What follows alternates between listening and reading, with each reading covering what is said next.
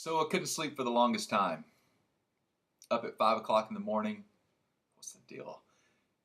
For this artist, that's crazy. I couldn't concentrate. I would ask my mentoring group, other people, friends, read books on catchy titles. What should be the title of this talk? What should be the title? I just couldn't come up with it. And then it hit me. The title of this talk, it may seem redundant, it may seem repetitive, but the title of this talk is Recreate. Recreate.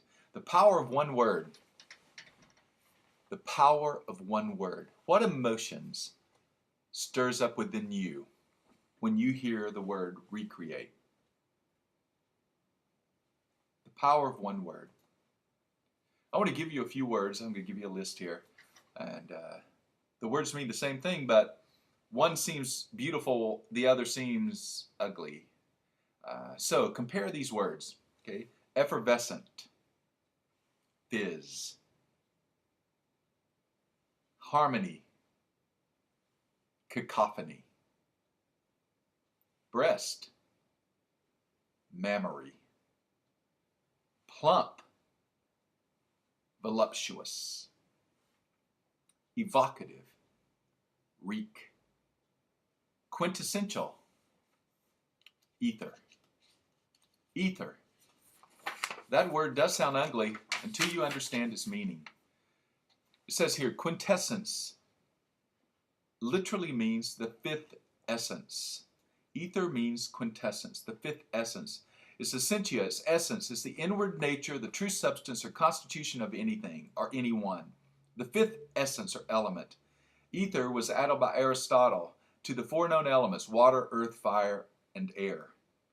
And Aristotle said that ether, that element, permeated all things. The sense of the purest essence of a situation, of a character, of a person. So, I want to ask you, you're going to need a pen and paper. So if you would grab that. And I ask you, what word would be your ether, your quintessence? What one word would you use to describe yourself? I want you to write that down right now. Would you do that for a second? When I quit the pastorate, and that one word, pastor, minister, when that was gone, it created extreme confusion in my life. It took a while to get that word. My focus, who I was, instead of what I did. I had a big talk with Ken Davis at J. Alexander's one day, and we were talking, and I was just trying to decide my brand, you know, the brand you that Tom Peters talks about. What is my brand? And it came to us that it's not only the brand we were looking for, it was who I was. And Ken just looked at me with those penetrating eyes of his across the table, and he said, Randy, you're recreate. You're creative. That's your brand. That's who you are. And it hit me that, whoa, that's really true, because when people would ask me after I left the church, what do you do? That American question, I couldn't come up with it, and my wife Chris would be really upset with me because I would say, well, I'm an artist, I'm a writer, I'm a speaker, I'm a dreamer, I don't know. I just couldn't come up with that word. It was a crazy thing and a crazy time, and it quite honestly caused me to spin out of control because it's amazing how much we look to words to describe who we are. I did a blog post a few weeks ago, and in that blog post, I asked everyone to describe me in one word. And I thought that would really help. I thought, okay, I've branded myself. I know what they're going to say. And imagine my surprise. After hundreds and hundreds of comments, only one word was repeated only once. Hundreds of words. Do I look confused? Why wouldn't I? Shouldn't I be? Shouldn't you? Are you? Well, what the heck is your word? What the heck is my word? And I slowly realized that whatever word I use is okay, because we limit each other to these words.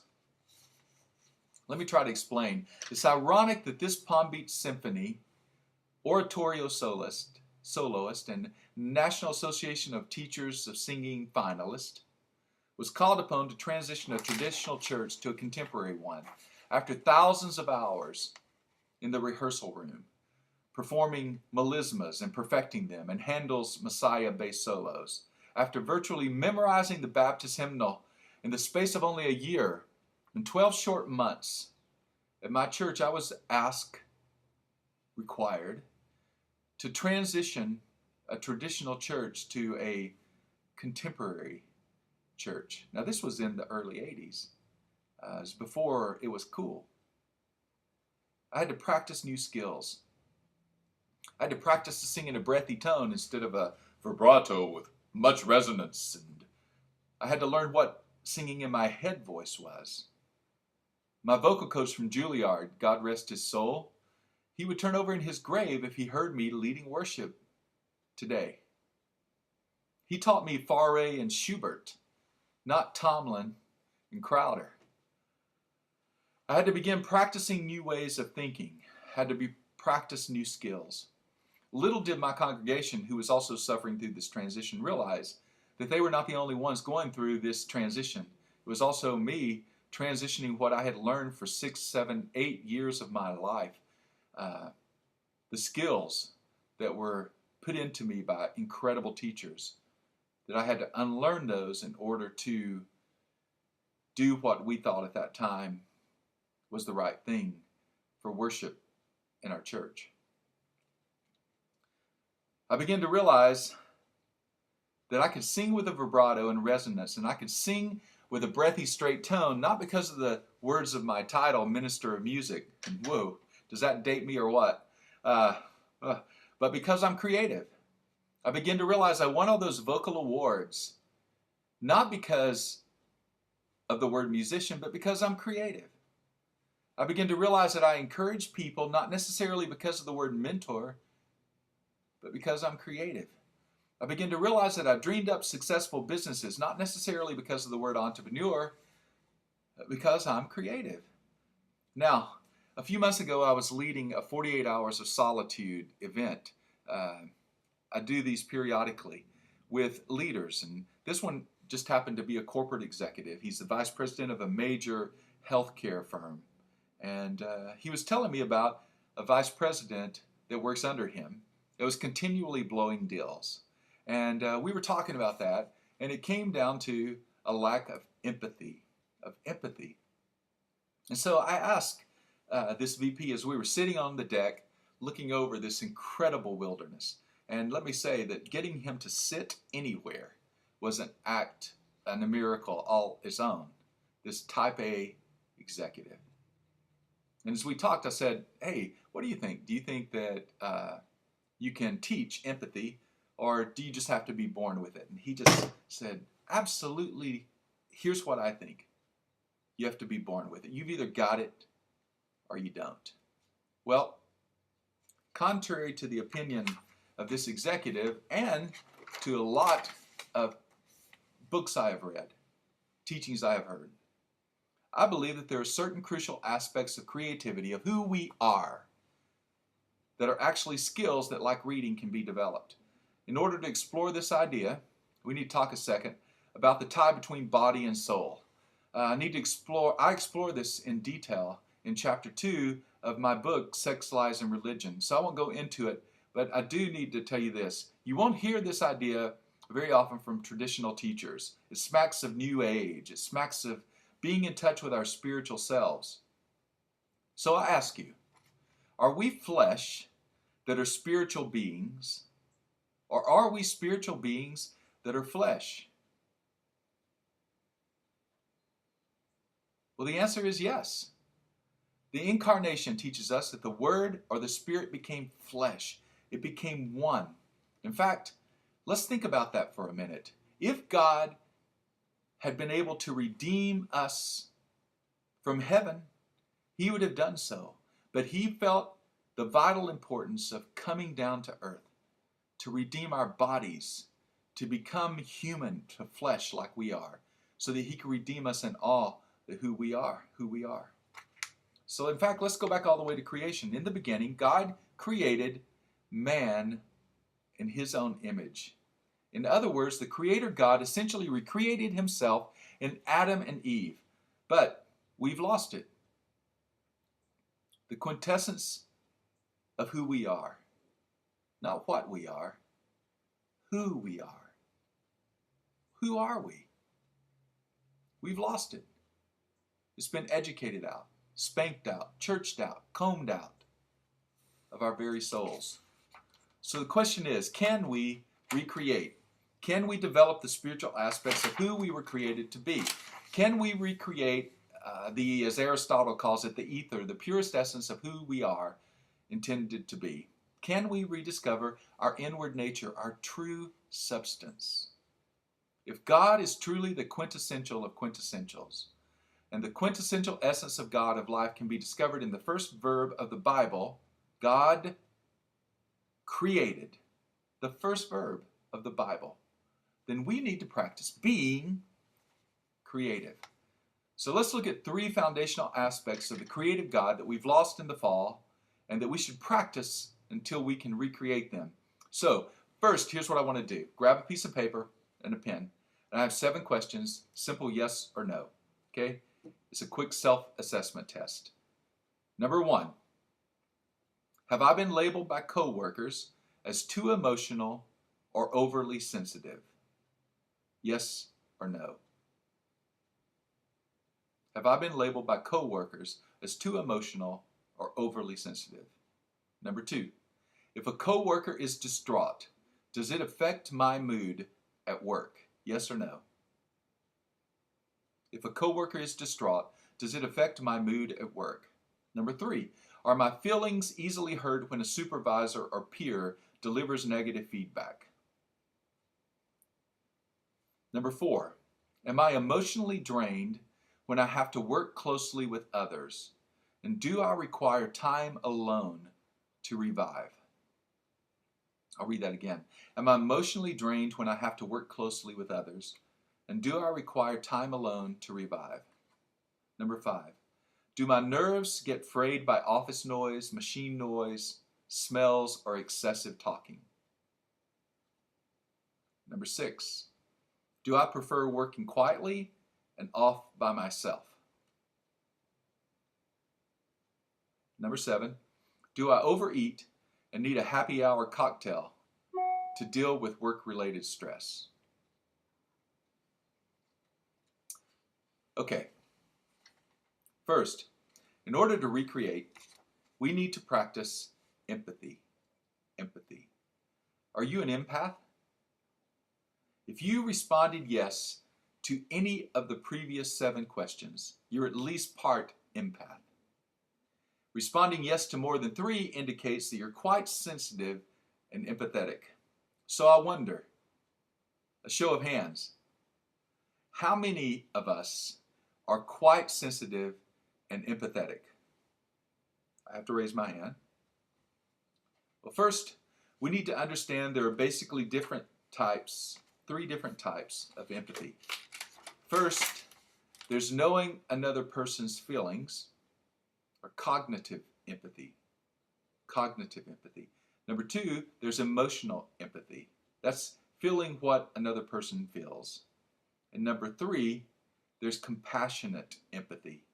And that is responding compassionately to another's distress. For instance, in cognitive empathy, it's sort of like perspective taking. You take perspective of a person's feelings. Great example of that are counselors. They listen to people for 8 hours a day.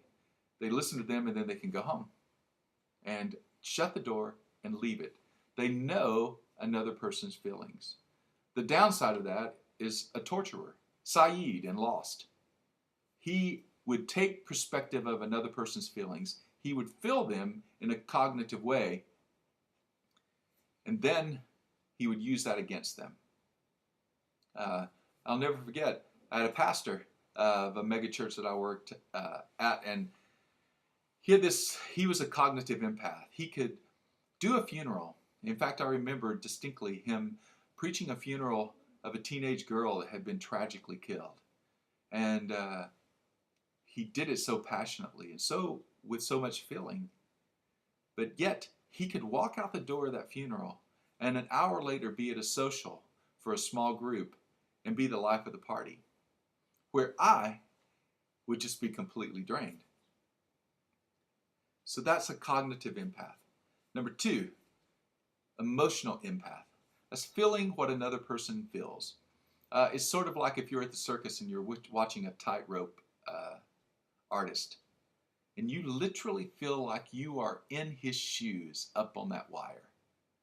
You are emotionally empathetic. And then number 3, there's compassionate empathy, which is responding compassionately to another's distress. For instance, a great example of a compassionate empath is this.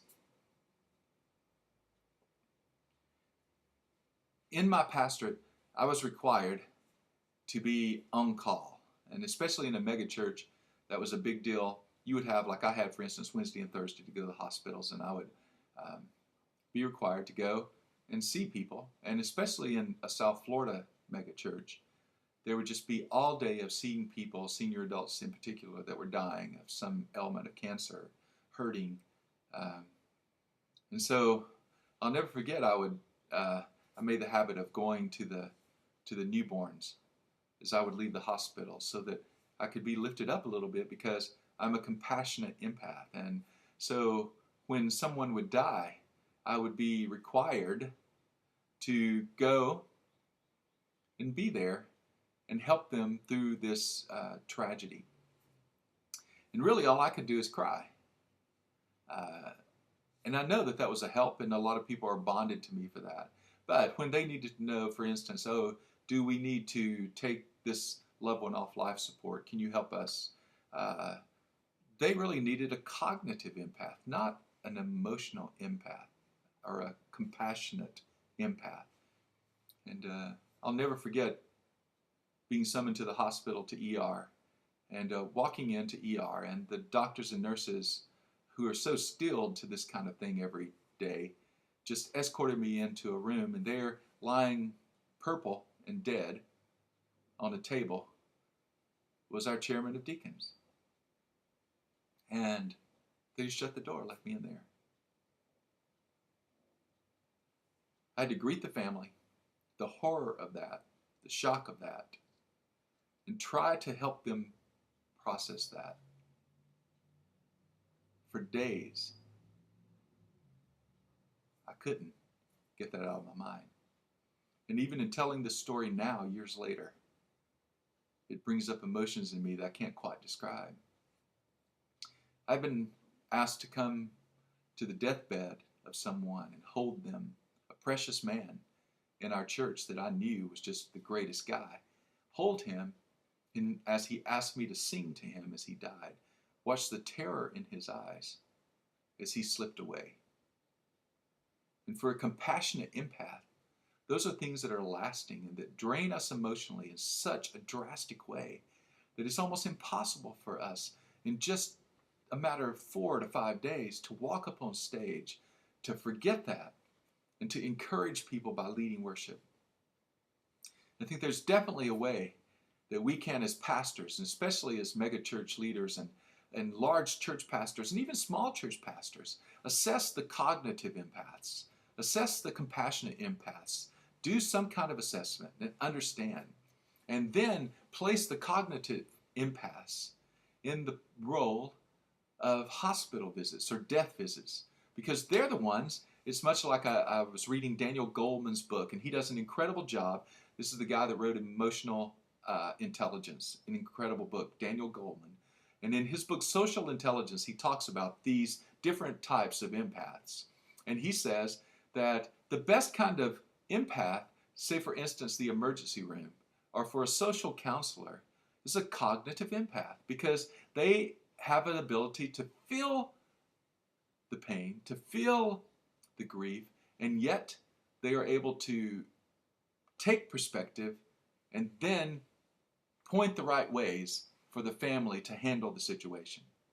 And so I just pray that we're able to do that, to help us understand who we are and to place us in all the right places. We do all these personality tests, strength finders, but I think we also need to do an emotional perspective of all of our teammates and place them in the right places so we're able to effectively minister in the gifts that we have, in the way that we are built.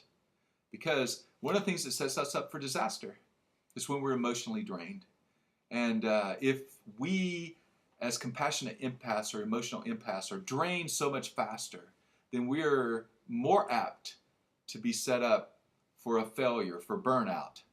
And so I just pray that that's something that we can take perspective of. So 3 types of empathy. And these seem to describe a 1, 2, 3 sequence of development, right? I notice you, cognitive. I feel with you, the emotional. And I act to help you, the compassionate. It sounds suspiciously like the Good Samaritan. He noticed the person on the road, he felt for them, and then he acted to help them. It's an incredible story. Well, in order to better practice empathy and progress in this sequence, first, we need to repair the damage of our childhood. We need to repair the damage of our childhood. I quote, "People whose integrity has not been damaged in childhood, who were protected, respected, and treated with honesty by their parents, will be, both in their youth and in adulthood, intelligent, responsive, empathetic, and highly sensitive. They will not be able to do otherwise than respect and protect those weaker than themselves, including their children, because this is what they have learned from their own experience." End quote. That's Alice Miller, a 20th century German psychoanalyst. Well, we need to repair the damage of our childhood because we realize, I know, that most of us don't have the benefit of a great childhood, of a great father and mother who poured into us. And I don't think we should shy away from a good counselor who is the best way to find help in this damage, a great counselor. So I urge you, if you've had that kind of childhood where there was damage, to find a counselor and work through that.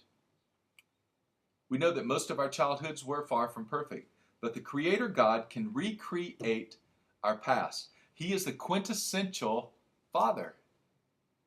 So we need to repair the damage of our childhood in order to be truly empathetic. B, we need to practice what I call the empathy stress test. The empathy stress test. My life coach taught me this valuable lesson. When I am at lunch with someone or a meeting with someone, and I feel myself tensing up, my shoulders getting tight, getting tired physically, I need to just take a second, sit back, take a deep breath, and evaluate, am I working too hard? Am I trying to be God for this person? And I think that when we find ourselves working, then all of a sudden we need to sit back and realize, whoa, we're trying to do too much. Because we can't do the work that helps a person. God can do that. Sure, we can help, but when we work so hard that we stand in front of what God can do, there's a problem. And let's take this a step farther, because when we come out of a meeting, say we have lunches, I know that I had lunch every day, coffees, and when we come out of those meetings, take a second and assess, was that a meeting that tired me or did it energize me? And if it tired you, then I would suggest that you understand that those type of meetings, those type of people, personalities, whatever, that you make sure that you don't do too many of those each week.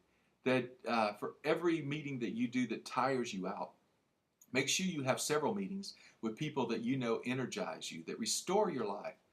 Because we all have to give, but we all need to receive. And to stay emotionally healthy, we need to make sure that we take that assessment. It's called the empathy stress test. So make sure you do that, okay? Now, let's look at the empath's upside at work. The empath's upside at work. First, you are big-hearted. And big-hearted people are gifted helpers and mentors. Second, you are passionate. And passionate people put their all into projects. Third, you're intuitive. And intuitive people can read between the lines. Fourth, you are an emotionally responsive person. And that means that you're a great communicator. You're in touch, fifthly, you're in touch with your emotions, which means others can connect well with you. That's the upside.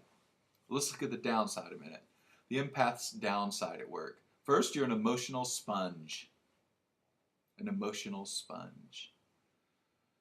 Second, you're prone to anxiety, depression, and fatigue. And third, you may find it hard to work well with others. And then fourth, you may be a victim of emotional vampires. We all know those. If you are a super sensitive and empathetic person, be aware of the ways that this wonderful trait serves you in the workplace, but be extra careful to protect your emotional and physical health. Because empathetic people are by definition more vulnerable and open to damage than their peers. So, the key skill here is being present to your emotions. So, the first aspect of creativity that can be learned and that you are not just born with is empathy. The key skill is being present to your emotions. So second, in order to practice creativity, in order to recreate, we need to practice intuition. Intuition. Intuition can be learned and developed. Men, especially in our Western culture, have not been encouraged as children to be intuitive. And intuition does not necessarily have to be a code word for gay. This skill needs honing in all men, no matter what their sexual persuasion, and in all women, no matter what their sexual persuasion. It's not just a code word for a certain type of man or a woman.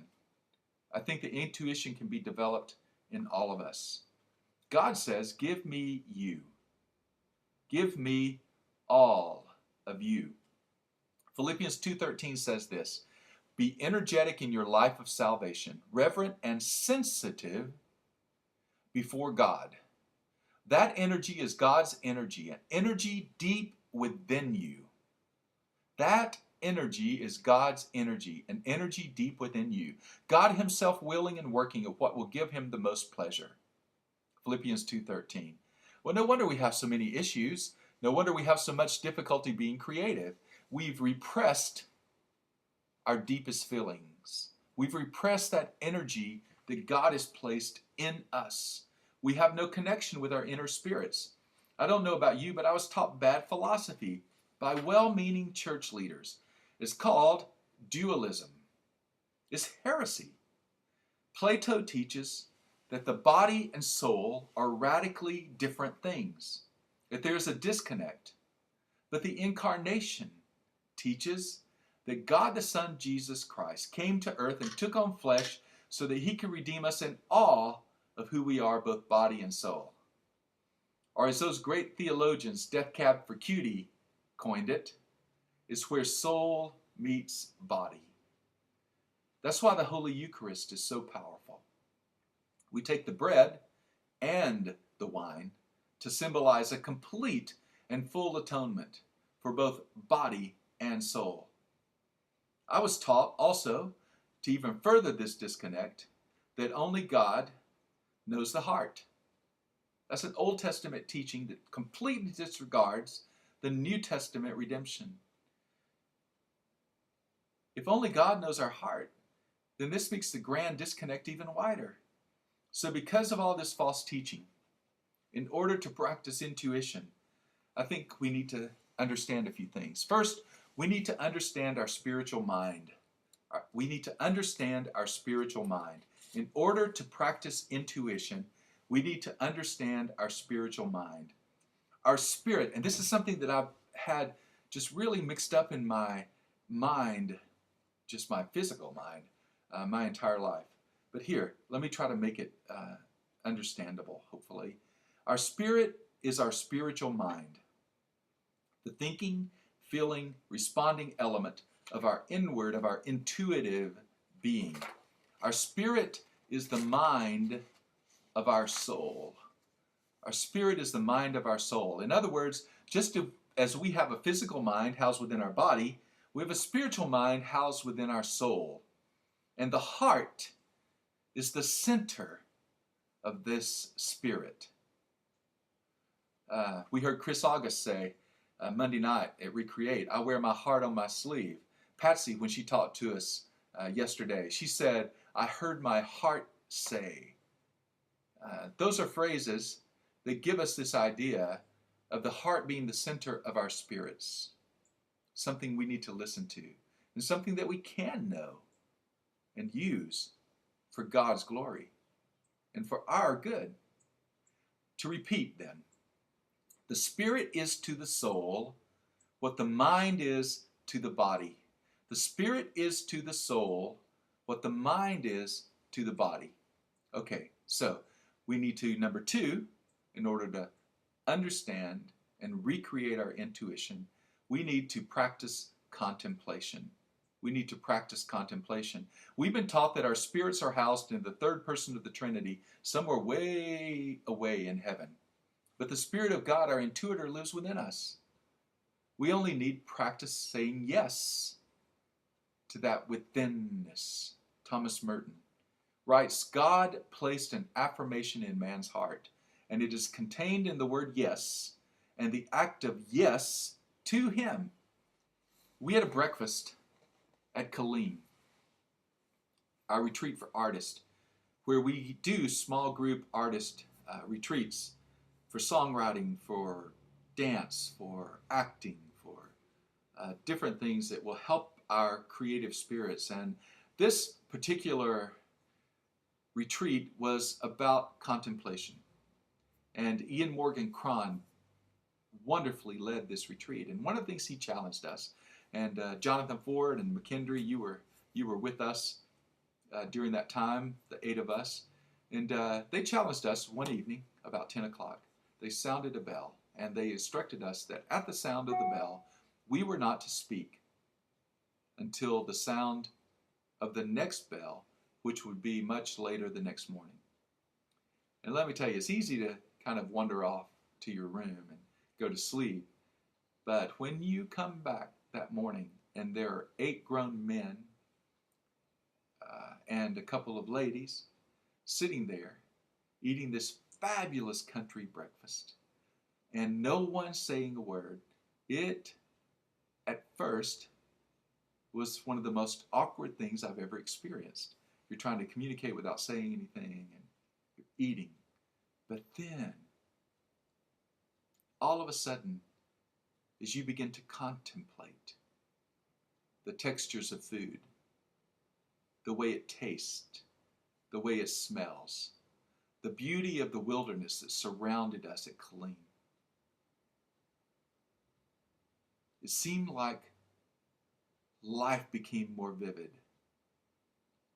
And for some reason, contemplation gives us the ability to get in touch with our inner selves, to understand the extraordinary in the ordinary.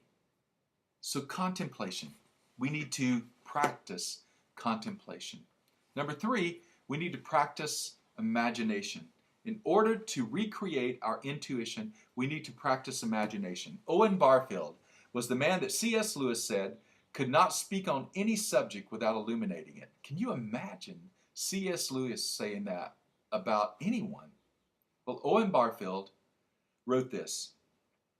In his book, The Rediscovery of Meaning, I quote, A strengthening and deepening of the activity of imagination is the only way in which we can really begin to have to do with the Spirit. I'll read that again. A strengthening and deepening of the activity of imagination is the only way in which we can really begin to have to do with the Spirit. He goes on to say that we creatives are to act as a bridge spanning the gap between spirit and matter, that gap between body and soul. The trouble with this is that it sometimes dooms us creatives, to an isolated and gray world, because we're not understood by the church, by seminary-trained rational thinkers, nor are we understood by our Western culture's black and white rational thinking, whose creativity has been spanked out. These people tell us to grow up, for God's sake, because of what they've allowed to wither in themselves. They don't understand this connection between spirit and matter. When we observe or empathize with another human being, we observe much more than their body. We absorb and observe the emotions, feelings, and qualities of that person, thus providing us a perception or an intuition of their spiritual being. We can't explain this, it just happens. We intuit. So we look at both the inner and outer almost without knowing it, almost like breathing. Our imaginations, our intuitions are an untapped resource that has been trampled underneath a world of technology, rationalism, and natural rather than supernatural thinking. O.M. Barfield calls imagination that bridge between soul and body, the bridge, if you will, to our intuitive self, to our creativity. So number 4, in order to recreate intuition, we need to practice remembering what we've forgotten. We need to practice remembering what we've forgotten. Madeleine L'Engle, one of my favorite writers of all times, in her incredible writing says this, I quote, "All children are artists, and it is an indictment of our culture that so many of them lose their creativity, their unfettered imaginations, as they grow older." End quote. Do you remember when you used to fly? Do you? Fly over the yard, fly over your house. Maybe see your mom putting, for me, putting the washing on the line. Do you remember when you used to fly? Finley Eversole writes, "In our society, at the age of 5, 90% of the population measures high creativity. By the age of 7, the figure has dropped to 10%, and the percentage of adults with high creativity, the percentage of adults, is only 2%. So at the age of 5, 90%, age of 7, 10%, and by adulthood, 2%. Our creativity is destroyed not through the use of outside force, but through criticism, innuendo, by the dirty devices of this world. Michael Hyatt's going to speak more about that. How that damages us, how it damages our creativity when we're offended, when we have taken offense with someone or something. So, we are diminished, and we forget that we are more than we know. In her must-read book, Walking on Water, Madeleine L'Engle tells this beautiful story. When I was a small child visiting my grandmother at her beach cottage, I used to go down the winding stairs without touching them. This was a special joy to me. I think I went up the regular way, but I came down without touching. Perhaps it was because I was so used to thinking things over in solitude that it never occurred to me to tell anybody about this marvelous thing. And because I never told it, nobody told me it was impossible. When I was 12, we went to Europe to live, hoping the altitude of the Alps might help my father's lungs. I was 14 when I returned, and I went to stay with my grandmother at the beach. The first thing I did when I found myself alone was go to the top of the stairs. And I could no longer go down them without touching. I had forgotten how. We need to remember the things we've forgotten. And remembering the things we've forgotten, that we've all forgotten, is the reason for art. If we do not practice intuition, that is practicing knowing our spiritual minds, knowing contemplation, knowing imagination, and our forgotten memories, we will only survive our allotted days. We won't live them fully alive. So, the key thought here for intuition is being present to your spirit. The key thought is being present to your spirit. So first, empathy, being present to your emotions. Second, intuition, being present to your spirit. And now finally, third, in order to recreate, we need to practice charisma. Charisma. Why is it that some people seem to exude charisma or presence which captivates and influences those around them, while others have the opposite effect? Why is it that some people are just the life of the party? They draw people like magnets. Why? Well, can charisma be learned and developed? The answer is a most definite yes, it can. However, it cannot be faked. It can't. Charisma, and I love this definition, is simply the ability to help people feel intimate in a non-intimate space. Charisma is the ability to help people feel intimate in a non-intimate space. So, in order to recreate charisma, we need first to understand presence. To understand presence. Presence is defined as the ability to project a sense of ease, confidence, and self-assurance. Entertainment Weekly, the magazine, calls it the it factor, but it accompanies all of those who are charismatic. We call them comfortable in their own skin. Researchers have observed that those with an infectious personality, unintentionally cause others even to copy their body language and facial expressions. Police officers in our military, they're taught something called command presence. Command presence is essentially presenting yourself as someone in authority, trusted, and respected. This is partially done through the message conveyed by how you look, by how you carry yourself, how you act, and how you speak. And that entire philosophy is an entirely different talk. Fascinating study.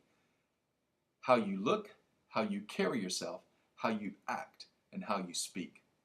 That's command presence. Ever noticed a highway trooper, state patrolman, when he comes to your car, he is in command. Well, that's not by mistake. He's learned that. It is developed in him. But true charisma now does away with having to be authoritative, because it's not truly you who is charismatic. It's not you, but it's God in you. The root word of charismatic. The root word is grace. Grace. It is the grace in us that enables us to be charismatic. And this means freedom. We don't have to be charismatic. We can be who we are. And we can learn how to be charismatic because we all have charis deep within us. So, give people the gift of God's presence in you. And I'm not demeaning your presence, but by giving people God's presence, and if we are connected both body and soul, then it's just us being who we are. It's developing how we look, how we carry ourselves, how we act, and how we speak. It's developing our being. So number 2, We need to understand not only presence, number one, but we need to understand the difference between large group and small group charisma. Patsy alluded to this in her talk yesterday. She said this, a friend of hers told her, wow, you're a lot of fun on the platform, but you're not very much fun off. And I think we can all relate to that. We may work with someone, maybe, just maybe, or we may be that person that can captivate hundreds, if not thousands of people and make them all feel like he or she is talking to just them alone. But yet when they come to a one-on-one situation or a small group, they retreat and they are introverted, and it's almost hard to understand. It causes this grand disconnect.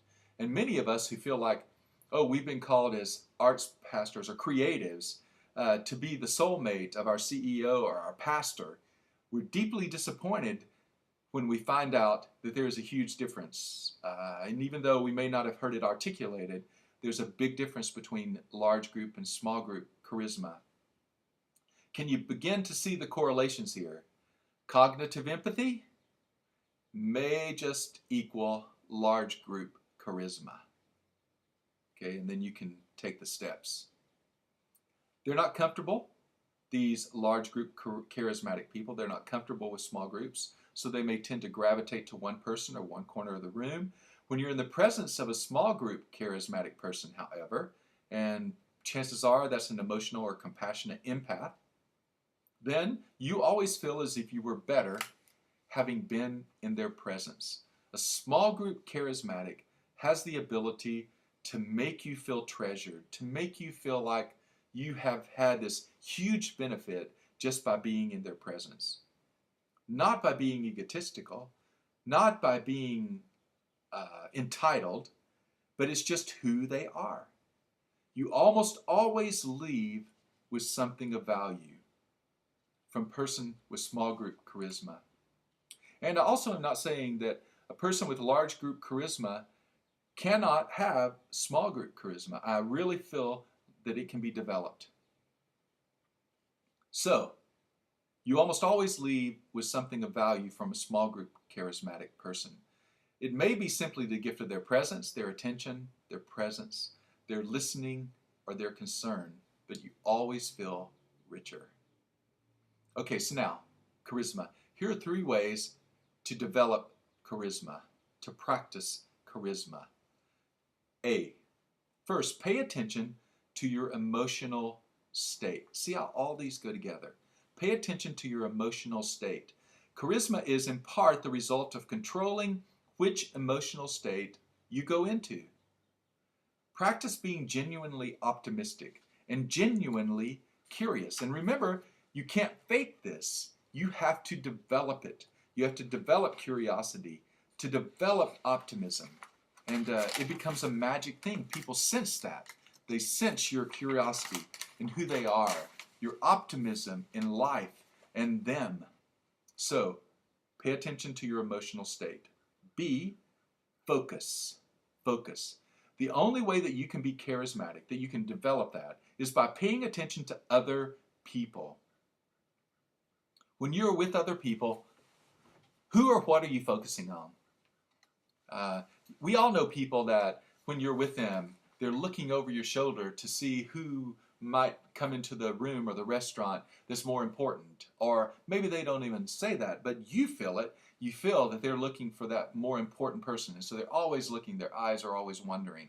And that's not what we need to do to be charismatic. A charismatic person focuses. You know that they are paying attention to you and they are hanging on to every word. Are you thinking of what you're going to say back to them when you're with a person? If so, you're blocking your charisma.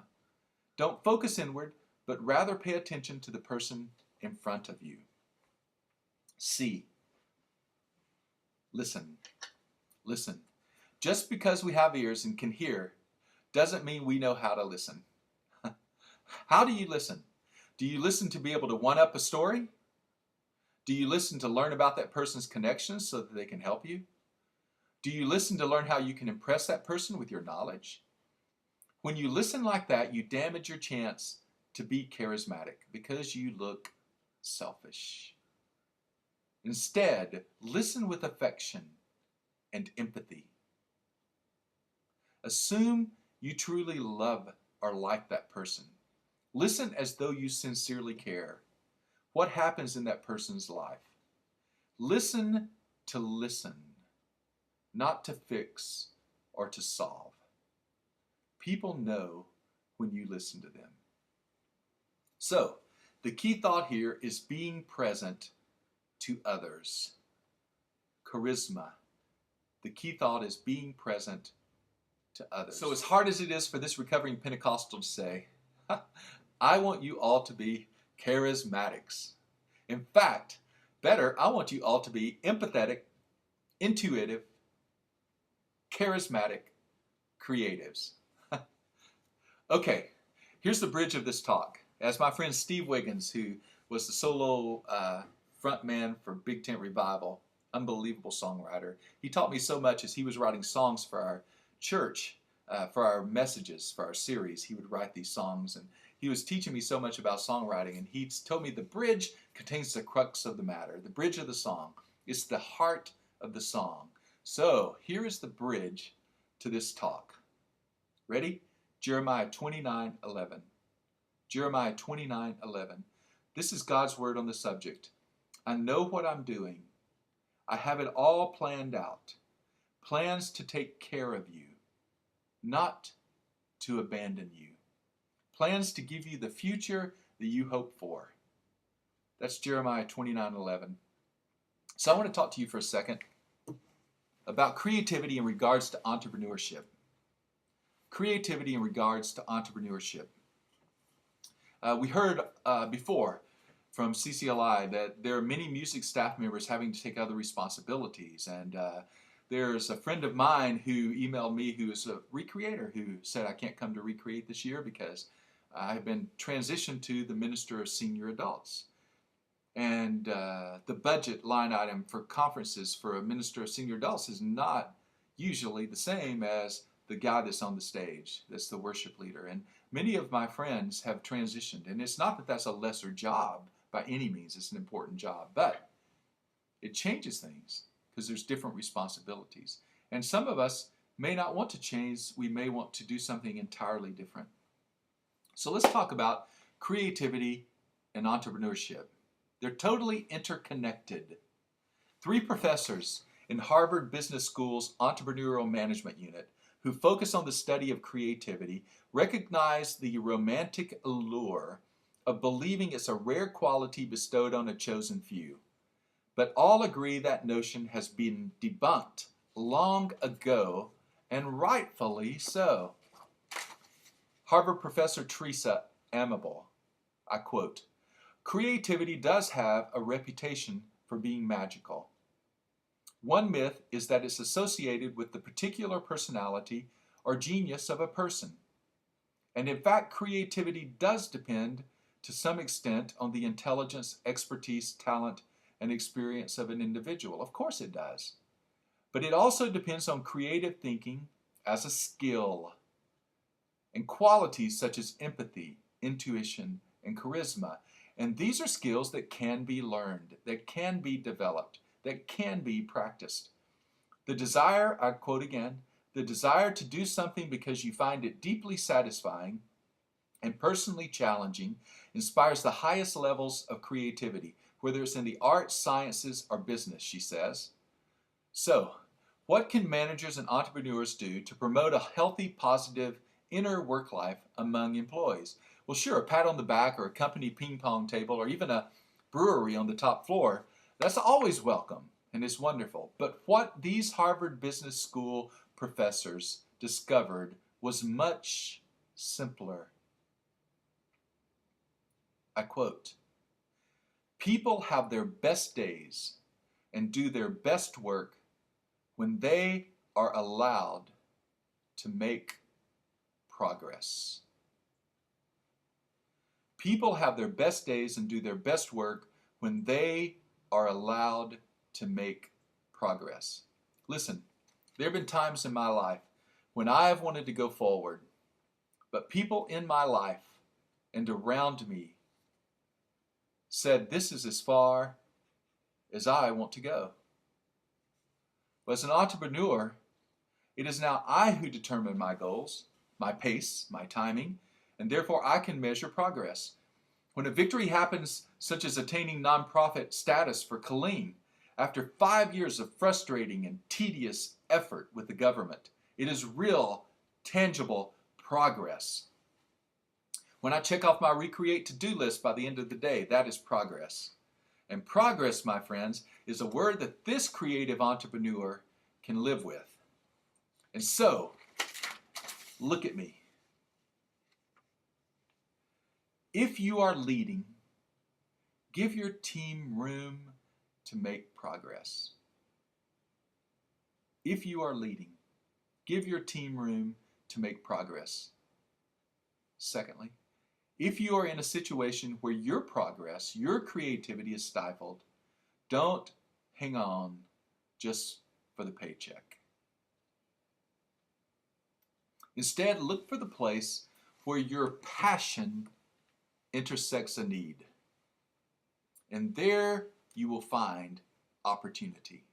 Where your passion intersects a need, you'll find an opportunity, a job, a calling that will give you deep satisfaction while being personally challenging. And that's what Harvard Business School says, and rightfully so, I believe, will result in the highest creativity. Highest. Traditionally, some leaders might call this bailing. But is it? Is it? We had a fireside chat when I decided to quit my day job as an arts pastor after 29 years. And on the stage of that church, at each service, the pastor and I would have a fireside chat, and we would talk about me leaving and helping people to process that.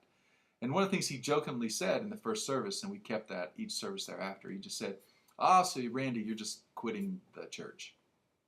And I said, no, Rick, I'm not quitting the church. I'm just looking through a different lens. Instead of a local church lens, I'm looking through a global lens. I'm not bailing on the church. I'm just looking at more of a global aspect to what I do these next years. So I'm not bailing. Why have millions of Americans quit their lucrative day jobs in the past few years? Dr. Carl Ray chronicles in his extraordinary book, The Cultural Creatives, this fact. Millions of Americans are taking much lower paid jobs such as social work, working for nonprofits, or starting their own businesses. Well, why? Listen to this quote. "The charity work of celebrities is not just a publicity stunt. It is a genuine search for meaning, and many find it the most meaningful thing they do." End quote. Bono, Madonna, Angelina Jolie,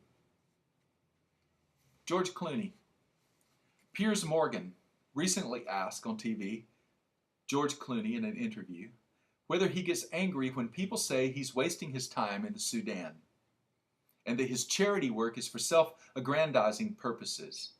Clooney leaned up with those steely eyes of his, and he told Morgan, "I don't need to be more famous. I've got all the attention I need." Clooney continued, "I'm just trying to use that attention for other people." Creatives everywhere are leaving jobs where they can't make progress. They're searching for meaning, and in the process, they're discovering who they were created to be. Let's not simply survive, let's live. Let's not simply survive, let's live. Christ said, "I have come that you will have life and have it more abundantly." The Creator God, who created everything that is, He created us in His quintessential creativeness. He created us with empathy, with intuition, and with charisma. But somehow, we've lost it. So we have to go back to the beginning. In the beginning, God created. God is the quintessential of the quintessentials. So, 5 years into my last church job, I had put in the contract that after 5 years of service, I could have a sabbatical. And so I also negotiated to have my vacation attached to it. And so for the first time in my life, I was able to take a 2-month sabbatical. This was incredible, to be able to take 2 months and to spend time alone, without doing, just being, contemplating, imagining, dreaming. And my life coach knew that I would have this opportunity, and little did we know that I would have another opportunity. We thought this is a once-in-a-lifetime opportunity, so he challenged me to take my journals. And I'm a sporadic journaler. I have certainly not journaled every day, but from about the age of 18, I'll go sometimes months, but then I'll enter a journal entry. But roughly from the age of 18 until the age of 45 at that time, I had journaled. And so my life coach challenged me to go find all those different journals, so many different books and papers, and take them with me. And just, I would know when, not the first day, not the second day, maybe not even the first week, but when I settled in to just read chronologically through those journals. And I'll tell you, it's one of the greatest things of my life, to be able to read those journals and see what God has done, to see what has happened during those years, from that little 18-year-old kid who had all these dreams, and then to read the first words of my children, and to watch them grow up again, and to remember things that I had forgotten. It was this incredible exercise. And as I read these journals, it occurred to me, as I assessed these last few years, that what meant more to me than anything was not that Alan Jackson was sitting on the third row as I led worship. It wasn't that the Paramore kids were leading worship in our youth group, that Miley Cyrus was growing up in our church before anybody even knew her name. It wasn't that I sang the 9/11 service, led worship that fateful night with Michael W. Smith and Rebecca St. James.